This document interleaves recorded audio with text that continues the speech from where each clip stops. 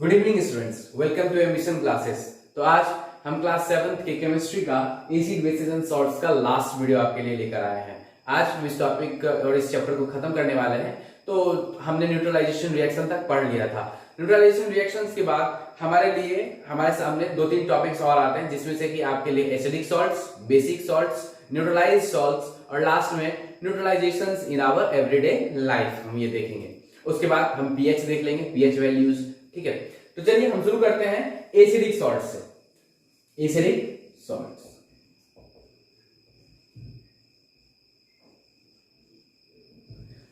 So students, आपके दिमाग में ये आ रहा होगा कि जब हमने न्यूट्रलाइजेशन रिएक्शन पढ़ा कि जो भी सॉल्ट्स फॉर्म होता है वो एसिड और बेस के रिएक्शन से, when acid and base react they give salt and water. तो फिर एसिडिक सॉल्ट्स ये कैसे, जब जिस रिएक्शन का नाम न्यूट्रलाइजेशन रिएक्शन है उसमें एसिडिक सॉल्ट कैसे फॉर्म हो सकता है? तो हो सकता है जब एक स्ट्रॉन्ग एसिड एक वीक बेस के साथ रिएक्ट करेगा। तो आपको पता है कि जब स्ट्रॉन्ग एसिड होगा और वीक बेस होगा तो स्ट्रॉन्ग एसिड वीक बेस पे डोमिनेट करेगा, क्योंकि वो स्ट्रॉन्ग है और बेस तो वीक है। तो क्या होगा, जो सॉल्ट हमारा फॉर्म होगा वो किस टाइप का होगा? एसिडिक सॉल्ट होगा। वहां एसिड डोमिनेट करेगा तो उस सॉल्ट में एसिडिक क्वालिटी ज्यादा होंगी। ठीक है, तो आपको समझ में आ गया एसिडिक सॉल्ट का फॉर्म होगा। Acidic salt forms when a strong acid reacts with a weak base forming acidic salt and water. चलिए इसको लिख लेते हैं। It forms when a strong acid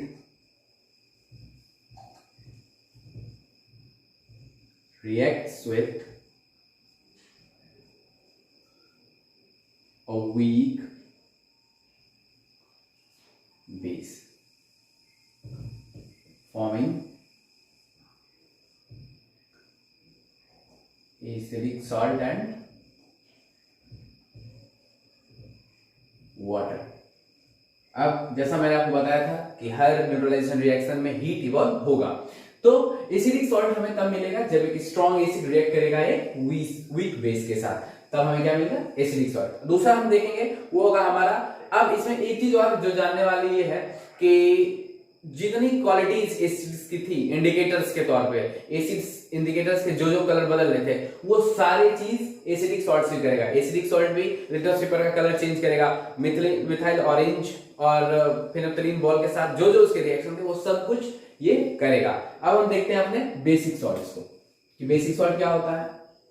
चलिए, बेसिक सॉल्ट्स, तो एसिडिक सॉल्ट्स तब फॉर्म हो पाया जब स्ट्रॉन्ग एसिड और वीक बेस था। उसी तरह बेसिक सॉल्ट तब होगा जब वीक एसिड और स्ट्रॉन्ग बेस साथ में रिएक्ट करेंगे, और तब जो फॉर्मेशन होगा वो क्या होगा? बेसिक सॉल्ट का, क्योंकि यहाँ बेस स्ट्रॉन्ग है और वो डोमिनेट कर जाएगा। तो चलिए इसको भी लिख लेते हैं। It forms when a weak acid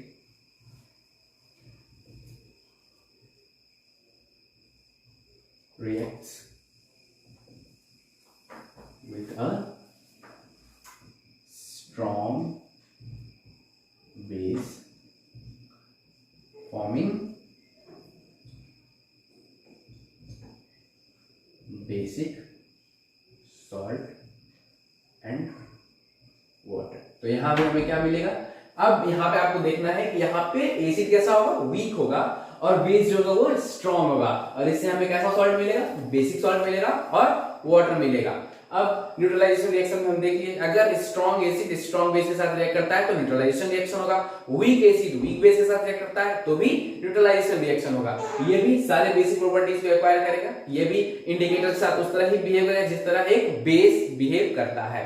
ठीक है, अब हमारा अगला टॉपिक ये होगा कि neutralisation reaction in everyday life. हम न्यूट्रलाइजेशन रिएक्शन का यूज किस तरह से डेली लाइफ में करते हैं। किसी चीज को जान के अगर हम उसको अप्लाई ना करें तो उसको जानना हमारे लिए बेकार हो जाता है। इसीलिए हम हमेशा वही करेंगे, हम हमेशा जिस चीज को जानते हैं उसको अपने डेली लाइफ में यूज करते हैं। जैसे कि आपने पढ़ा होगा सिंपल मशीन का भी हम बहुत तरह से यूज करते हैं अपने डेली लाइफ में। उसी तरह न्यूट्रलाइजेशन का भी बहुत सारा एवरीडे लाइफ और डेली लाइफ में यूजेस है। जैसा मैंने आपको बताया था कि इनो क्या है? इनो एक स्ट्रॉन्ग बेस है और इनो का यूज एक एंटी एसिड के तौर पे होता है। एंटी एसिड क्या होता है? एंटी एसिड वो होता है जब जो एसिड का इफेक्ट है उसको कम कर दे, उसको हम क्या कहेंगे? Anti acid. तो चलिए देख लेते हैं। तो जो प्रॉब्लम अकर होती है ज्यादा एसिड की होने से, उसको हमारे पेट में अगर HCl ज्यादा आ जाता है तो उस वजह से जो एसिडिक प्रॉब्लम होती है, जिसको हम लोग कभी कभी ये भी बोलते हैं कि जिस वजह से पेट हमारे स्टमक में पेन हो जाता है, उस वजह से उसको हम बोलते हैं इंडाइजेशन। ठीक है, बस देखें हम लोग।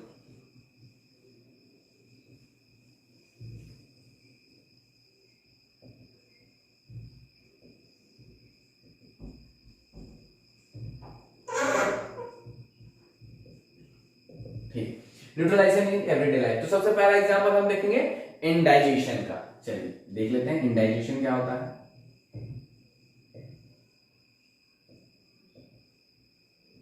अब इसमें वर्ड है डाइजेशन। डाइजेशन का मतलब तो आप बहुत अच्छे से जानते होंगे कि डाइजेशन क्या होता है। डाइजेशन वो प्रोसेस होता है जिससे हम अपने खाना को डाइजेस्ट करते हैं, उससे एनर्जी को निकालते हैं बॉडी के लिए, क्योंकि हमारे बॉडी को काम करने के लिए एनर्जी तो चाहिए ना। तो अगर कभी कभी क्या होता है कि हमारा खाना प्रॉपरली नहीं डाइजेस्ट हो पाता है, और कभी कभी ये होता है कि आपको पता है कि मैंने इस क्लास में ये डिस्कस भी किया है कि हमारे पेट के अंदर, हमारे स्टमक में HCl हाइड्रोक्लोरिक एसिड प्रेजेंट होता है, जो कि बहुत स्ट्रांग होता है। और वो क्या करता है? उसका काम ये होता है कि फूड के अंदर प्रेजेंट सारे जर्म्स को किल करना। ठीक है, तो कभी कभी वो ज्यादा सेक्रेट हो जाता है, जिस वजह से स्टमक में पेन होना शुरू हो जाता है। ठीक है, तो उसके लिए हम क्या करते हैं? उसके लिए हम यूज करते हैं एंटी एसिड का। तो एंटी एसिड दो तरह के होते हैं, एक तो मिल्क ऑफ मैग्नीशिया हो गया, और एक हो गया आपका इनो। जो इनो हम डे टू डे लाइफ में यूज करते हैं, वो भी एक टाइप का एंटी एसिड होता है। ठीक है, तो लिख लेते हैं, we use anti acids, we use anti acids like milk of magnesia and Eno. Eno क्या है बहुत अच्छे से पता होगा। ठीक है, तो दे कंटेन स्ट्रॉन्ग बेस। वो कैसा बेस कंटेन करते हैं? स्ट्रॉन्ग बेस, क्योंकि हमारे स्टमक में जो एसिड प्रेजेंट है वो क्या है? एक टाइप का स्ट्रॉन्ग एसिड है। अगर हम उसी जगह वीक बेस का यूज करेंगे तो एसिडिक सॉल्ट फॉर्म हो जाएगा, फिर हमारी प्रॉब्लम सॉल्व नहीं हो पाएगी। इसलिए हमको क्या करना है? उसको पूरा तरह से न्यूट्रलाइज करना है। इसके लिए हम क्या यूज करेंगे? स्ट्रॉन्ग बेस का। ठीक है, तो ये एक स्ट्रॉन्ग बेस कंटेन करता है, they contain strong base and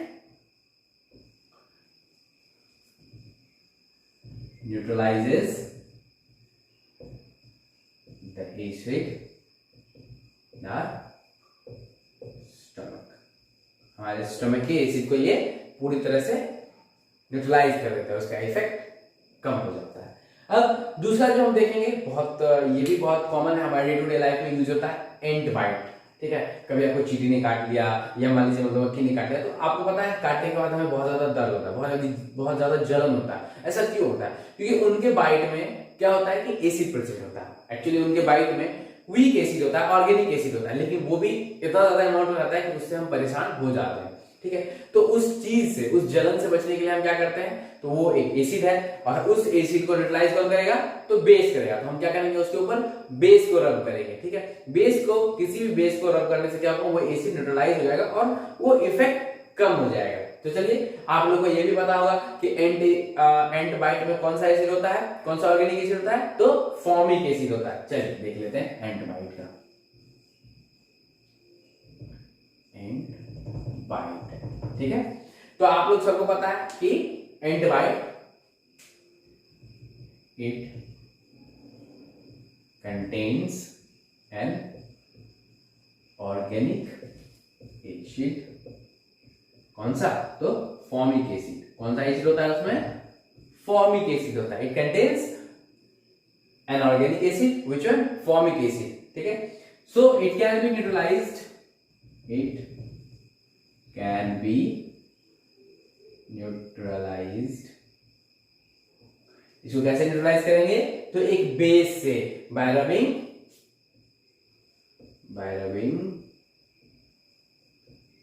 moist. क्या रब करने से होगा? तो मॉइस्ट बेकिंग सोडा। अब आपको ये जानना होगा कि बेकिंग सोडा का फॉर्मूला क्या होता है। तो बेकिंग सोडा का फॉर्मूला होता है sodium hydrogen carbonate, sodium hydrogen carbonate. ठीक है, ये होता है आपका बेकिंग सोडा का फॉर्मूला। तो आपने देख लिया, 2 एग्जांपल्स देख लिए हमने, अब भी 2 एग्जांपल और देख लेंगे। ठीक है, तो एसिडिक सॉल्ट आपने देख लिया, बेसिक सॉल्ट देख लिया, न्यूट्रलाइजेशन में हमने इंडाइजेशन देख लिया और एंटीबायोटिक देख लिया। यहाँ पे हम हर चीज में क्या कर रहे हैं, न्यूट्रलाइजेशन रिएक्शन का यूज कर रहे हैं एसिड के इफेक्ट को कम करने के लिए। चलिए अब आप इसको नोट कर लीजिए, इसको रब कर रहे हैं।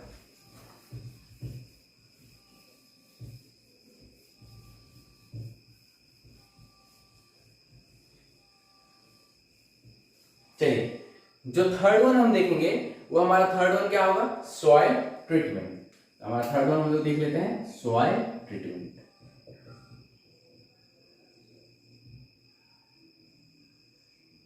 अब ये क्यों इंपॉर्टेंट है, सॉइल के बारे में आपने जब भी पढ़ा होगा तो आप जानते होंगे soil is a mixture of various elements. इसमें बहुत सारे एलिमेंट्स का सॉइल मिक्सचर होता है। तो जब बहुत सारे एलिमेंट्स होते हैं तो ये भी हो सकता है कि उसमें ज्यादा ज्यादा जो क्वांटिटी हो वो एसिड की हो या ज्यादा क्वांटिटी कहीं बेस की हो। तो जैसे एसिड की क्वांटिटी ज्यादा होगी तो वो सॉल्ट कैसा हो जाएगा, एसिडिक सॉल्ट हो जाएगा, उसका नेचर कैसा हो जाएगा, एसिडिक नेचर हो जाएगा। अगर उसमें बेसिक एलिमेंट ज्यादा है तो उसका नेचर कैसा हो जाएगा, बेसिक हो जाएगा।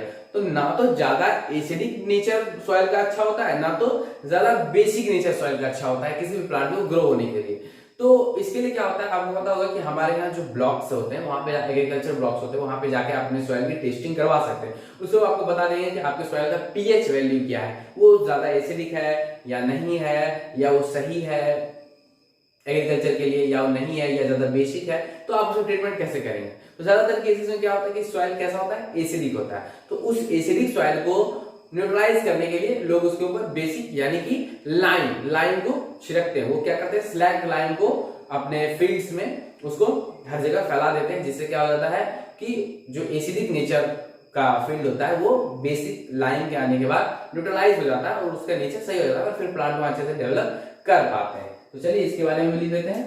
तो सबसे पहले इसका consequence, plants do not grow well in more acidic or basic soil. So to neutralize acidic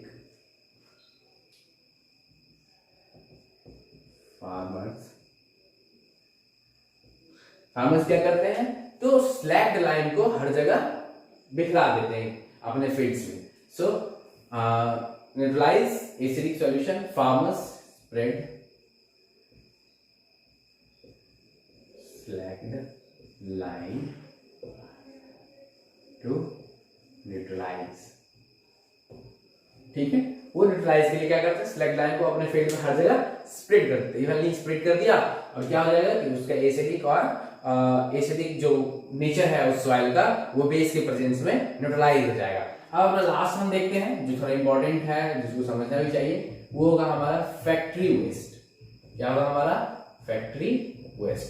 factory waste क्यों जरूरी है, देखिए आपको पता होगा कि फैक्ट्री में वेरियस तरह के सब्सटेंसेस बनते हैं। बहुत ऐसे फैक्ट्रीज हैं जो एसिड्स बनाते हैं। तो उन फैक्ट्रीज के जो वेस्ट होंगे वो भी कैसे होंगे, एसिडिक नेचर के होंगे या मान लीजिए बेसिक नेचर के होंगे। तो वो अगर कहीं अपने वेस्ट को मान लीजिए किसी जमीन पे उन्होंने फेंक दिया, ठीक है, तो धीरे धीरे उस जमीन पे अगर एसिडिक वेस्ट है तो वो जमीन कैसे हो जाएगी, एसिडिक नेचर की जाएगी। अगर उन्होंने उसको पानी में बहा दिया तो वो जो वाटर होगा वो कैसा हो जाएगा, एसिडिक हो जाएगा। और फिर वो क्या करेगा, एक्वेटिक लाइफ को बहुत ज्यादा डिस्टर्ब करेगा। ठीक है, तो जब बहुत ज्यादा डिस्टर्ब करेगा तो फैक्ट्री की एक फैक्ट्री जो यूज कर रहा है उसकी एक रिस्पॉन्सिबिलिटी बनती है कि अगर वो अपने वेस्ट को बाहर फेंक रही है तो उसको उससे पहले न्यूट्रलाइज कर ले, जिससे कि उस नेचर का बैलेंस न बिगड़ जाए। अगर वो उसको न्यूट्रलाइज नहीं करते तो क्या होगा, एक्वेटिक लाइफ डिस्टर्ब होगा, जिस सॉइल पे वो वेस्ट जाएगा उसका नेचर चेंज हो जाएगा, जिस वजह से क्या होगा कि हमारा नेचर इम्बैलेंस हो जाएगा। सो फैक्ट्री वेस्ट के बारे में बस हम इतना जानेंगे कि factory waste contain factory waste contain either, अब चूंकि ये फैक्ट्री में बना हुआ है तो ऑब्वियस सी बात है कि ज्यादातर इसके चांसेस क्या होंगे कि ये स्ट्रॉन्ग एसिड होगा या स्ट्रॉन्ग बेस होगा, कंटेन आइदर एसिडिक और basic nature. So factory should properly neutralize it। वो क्या करना चाहिए, इसको प्रॉपर्ली न्यूट्रलाइज कर देना चाहिए, जिससे कि हमारे नेचर का बैलेंस ना बिगड़े। जैसा कि आप जानते हैं कि एसिड रेन की वजह से हमारे नेचर का बैलेंस बहुत ज्यादा बिगड़ चुका है। बहुत सारे प्लांट्स, एनिमल्स, मॉन्यूमेंट्स, इनकी हालत खराब होती जा रही है सिर्फ एसिडिक रेन की वजह से। और एसिडिक रेन का सबसे बड़ा रीजन क्या है, फैक्ट्री से निकलने वाला स्मोक, उससे निकलने वाला सोडियम, कार्बन डाइऑक्साइड, ये सब गैसेस। इसके बारे में भी मैं आपको एसिड रेन के बारे में बहुत अच्छा सा ब्रीफ एक्सप्लेनेशन दे दिया है ना। तो आगे हम लोग देखेंगे जो हमारा अगला टॉपिक होगा वो होगा पीएच वैल्यू। सबसे छोटा टॉपिक है पीएच वैल्यू। अब आपके मन में होगा कि ये पीएच क्या होता है। तो पीएच वैल्यू, जैसे आपके पास आपके घर में एक छोटा सा स्केल होगा जिससे आप किसी भी लेंथ को मेजरमेंट करते हैं, या किसी भी लेंथ को मेजर करके आप उतना वाला लाइन खींचते हैं, ठीक है, किसी भी लेंथ का, आपको जिस लेंथ का लाइन खींचना होता है। उसी तरह पीएच वैल्यू क्या करता है कि पीएच वैल्यू हम लोगों को ये बताता है कि कोई भी चीज एसिडिक है या बेसिक है या न्यूट्रल है। चलिए, पीएच वैल्यू भी एक स्केल की तरह है, लिख लेते हैं। और टॉपिक हमारा क्या होगा, पीएच वैल्यू, ठीक है। पीएच वैल्यू क्या है, वो मान लीजिए मैंने एक स्केल बनाया, उस पर 0, 1, 2, 3, 4, 5, 6, 7, 8, 9, 10, 11, 12, 13 और 14। इसमें आपके तरफ 15 सेंटीमीटर नहीं होता, बट इसमें 14 तक होता है, ठीक है। जिसमें से आपको पता है मिडिल कौन सा हो गया आपका, 7 को मिडिल माना जाता है, 0। अब अगर आप ये हो गया, अगर हम इस लाइन को देखें तो ये हो गया हमारा राइट हैंड साइड और ये हो गया हमारा लेफ्ट हैंड साइड। तो अगर हम अपने लेफ्ट साइड हैंड साइड की तरफ बढ़ते जाएंगे तो क्या हो जाएगा, हमारा नेचर एसिडिक होता जाएगा। अगर हम राइट हैंड साइड बढ़ते जाएंगे तो हमारा क्या हो जाएगा, बेसिक हो जाएगा, ठीक है। और 7 जो होता है वो न्यूट्रल होता है, यानी एक आइडियल वाटर का जो पीएच वैल्यू होगा वो क्या होगा, 7 होगा। आप अगर H2SO4 की बात करते हैं, वो स्ट्रॉन्ग एसिड है, उसका यहाँ 2-3 के आसपास लाई करेगा। कोई ऑर्गेनिक एसिड की बात करेंगे तो 4-5 पे लाई करेगा। किसी स्ट्रॉन्ग बेस की बात करेंगे तो वो 14-13-12 के आसपास लाई करेगा। वीक बेस की बात करेंगे तो 9-10-11 पे लाई करेगा। यानी वो जितना ज्यादा आप लेफ्ट चलते चले जाएंगे वो चीज उतना ज्यादा एसिडिक होता चला जाएगा। आप जितना राइट जाएंगे उतना ज्यादा वो चीज बेसिक होता चला जाएगा। यही पीएच वैल्यू का सबसे मेन रूल है, ठीक है। अब इसमें बहुत सारे सब्सटेंस आते हैं जिसको आप अपने अकॉर्डिंग डाल सकते हैं पीएच वैल्यू में, जहां भी आप डालना चाहें, ठीक है, उसके नेचर पे कि वो एसिडिक है, बेसिक है, स्ट्रॉन्ग एसिड है, वीक बेस है। तो आप समझ गए कि आप लेफ्ट हैंड साइड आएंगे तो उसका नेचर क्या हो जाएगा, एसिडिक नेचर इंक्रीज होगा। और अगर मान लीजिए पहले वो चीज 3 पे था, ठीक है, और फिर आपने उसको 4 पर रख दिया, तो यहाँ पे क्या होगा कि उसका एसिडिक कैरेक्टर तो उसका एसिड ही रहेगा, लेकिन यहाँ उसका एसिडिक कैरेक्टर क्या हो जाएगा, कम हो जाएगा। लेकिन पहले 3 पे था, अब 1 पे आ गया, यानी उसका एसिडिक कैरेक्टर इंक्रीज हो गया। उसी तरह बेस में भी वही चीज होता है। आप जितना इधर अगर 7 से 0 की तरफ चलते चले जाते हैं तो उसका एसिडिक नेचर जो है वो इंक्रीज होता जाएगा, वो और स्ट्रॉन्ग एसिड बनता चला जाएगा। अगर आप 7 से 14 की तरफ चलते चले जाते हैं, यानी 8, 9, 10, 11 इस तरह से चलते चले जाएंगे तो उसका बेसिक नेचर इंक्रीज होता चला जाएगा, यानी वो सब्सटेंस और ज्यादा स्ट्रॉन्ग बेस बनता चला जाएगा, ठीक है। तो हमारा पीएच वैल्यू का भी यही टॉपिक था। अब आप अपने अकॉर्डिंग अपने चैप्टर को देख लीजिए, चैप्टर को अच्छे से पढ़िए। चैप्टर में कोई डाउट हो तो हमसे कांटेक्ट कीजिए। आगे हम आपके लिए ऐसे ही चैप्टर्स और लाते रहेंगे इंटरेस्टिंग वेज में, ठीक है। क्लास 7 के बच्चों से मैं बस यही कहना चाहूंगा कि ये केमिस्ट्री का पहला चैप्टर है और ये सबसे बेसिक चैप्टर है। यहाँ से आपके लाइफ में केमिस्ट्री का इंट्रोडक्शन होता है। तो मैं चाहूंगा कि आप इस चैप्टर को जितने अच्छे से समझ लें, वीडियो को 1 बार 2 बार जितने बार देखें, बस इस चैप्टर को अच्छे से समझ लें। और कोई भी डाउट हो तो हमसे कांटेक्ट करें, हम आपके डाउट को अच्छी तरह से क्लियर करेंगे, ठीक है। Thank you.